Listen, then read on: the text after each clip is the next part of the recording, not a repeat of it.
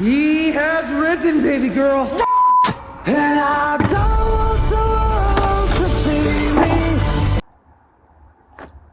Art thou watching me? That does not sound British at all. Anyway, so I got this roller bearing right here from some old manufacturing place. I think it was a machine shop.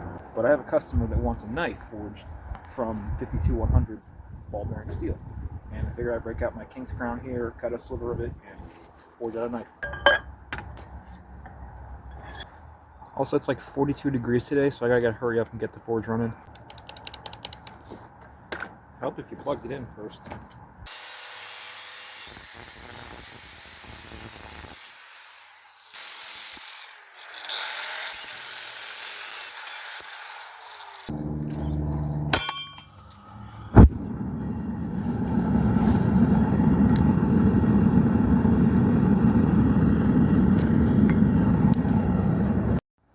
So I ruined the crown, but now it's more of a necklace.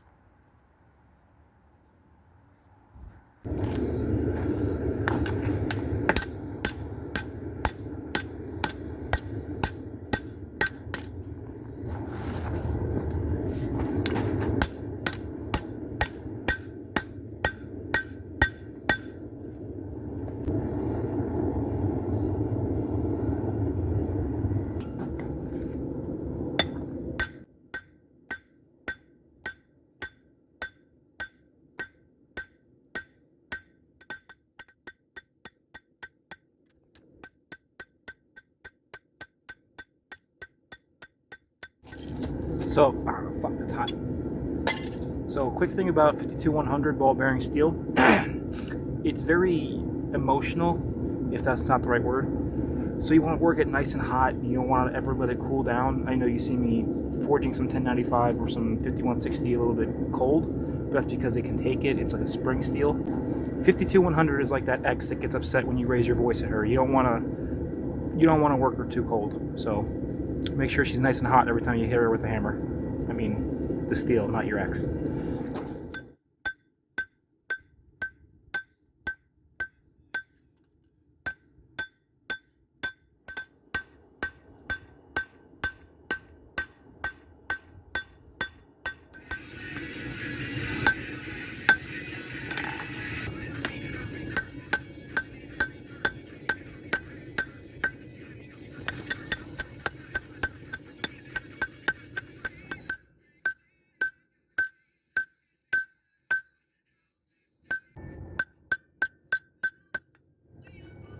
What I'm going to do is I'm going to spread this out. You can see how much thicker it is in the back, how thick it is right there.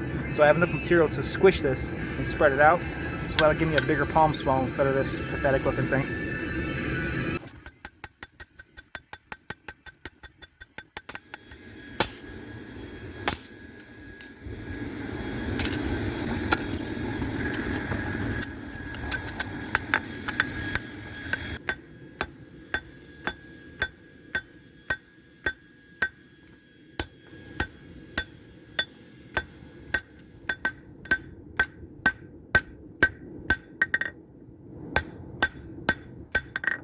So, quick thing. Now that we got the tip forged in, what I'm going to do is put a counter curve on it on the horn, so that way when I hammer the bevels in, the spine doesn't just go like that.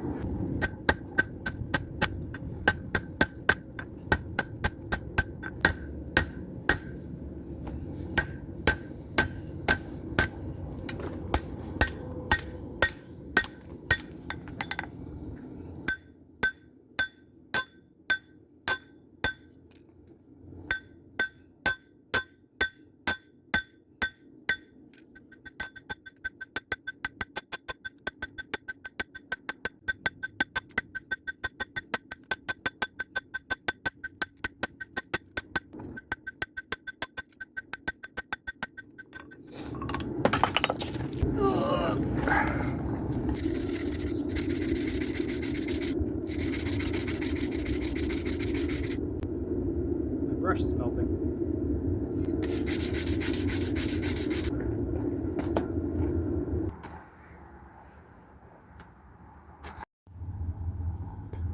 So, here's what we got coming off the anvil.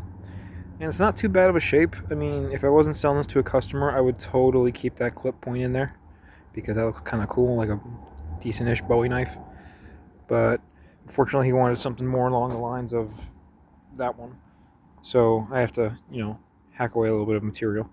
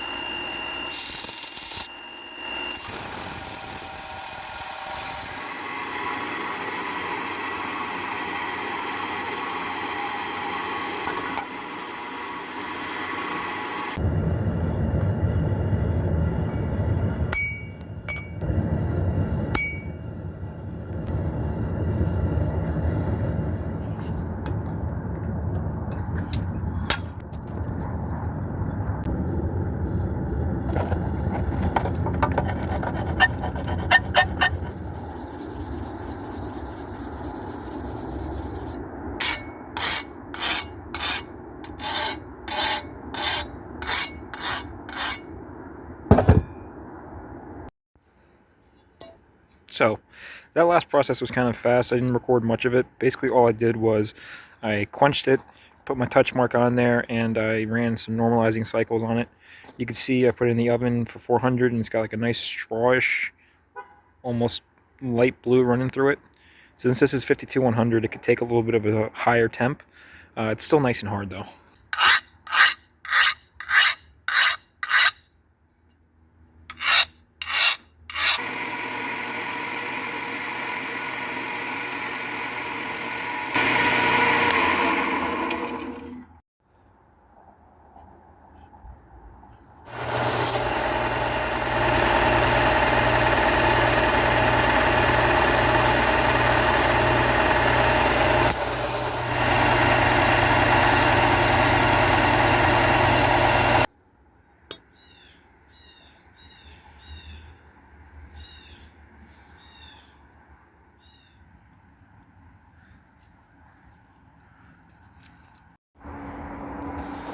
So now one quick test before glue up. That was pathetic.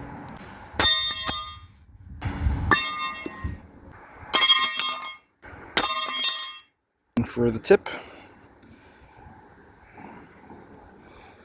how she looks before.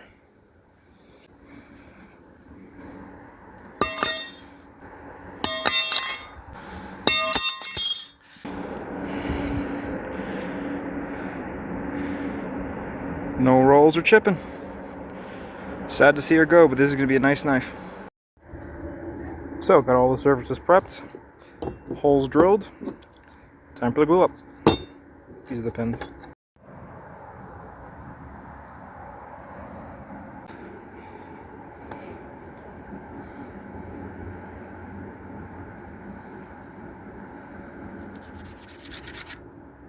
Hey there. So a lot of things just happened really quickly.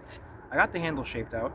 I didn't record much of it because, it's pretty boring, but as you can see, I got it nice and shaped out to the palm swell and to the handle. Right now I'm just hand sanding it, and then we're going to put some stain on it and make it look pretty.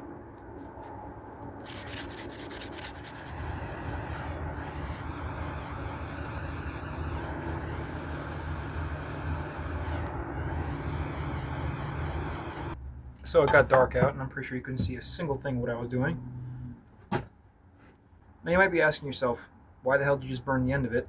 And the real reason behind that is because I was camping one time, and I left a knife sitting by the fire after doing some bushcraft work, and the end of it was in the campfire. So the end of it charred. I pulled it out really quickly. I'm like, oh, fucking, I was dusting it off. And I looked at it, and I'm like, that looks pretty cool. So Gives a little bit of a contrast between the oak and some burnt. Also smells quite nice.